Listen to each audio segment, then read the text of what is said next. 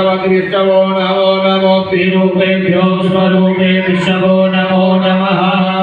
श्री गणेशाय नमः। सीधे हाथ से थोड़े से फूल चावल लेकर लेफ्ट में से सीधे से हैंड से थोड़े से फूल चावल लेकर नमः बोलकर उस थाली में आपको छोड़ना है, थोड़े से लेकर। उसके बाद में गणेश भगवान के साथ किसकी पूजा होती है? गौरी जी की। लक्ष्मी जी की नहीं होती?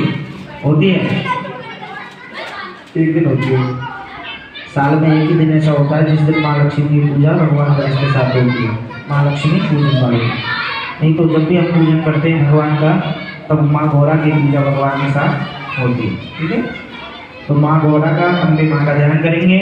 ओम अम्बे अम्बे बालिके नमः दीक्षणा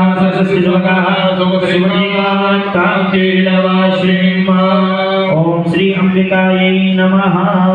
आवाहयामि स्थापयामि ध्यायामि पूजयामि। अब भगवान कलश देवता का ध्यान करेंगे। कलश भगवान करोड़ भगवान का, अपने पितरों का ध्यान करेंगे। ओम तद्वाजामि ब्रह्मणा वन्दमान सदा सहस्रे यजमानो हरिः अहिरमानो वरुणे हवो दिवसघुं समान आयुः प्रमोघि। अस्मिन् कलशे वरुणदेवताभ्यो नमो नमः। आवाहयामि स्थापयामि ध्यायामि पूजयामि। नमः बोलकर भगवान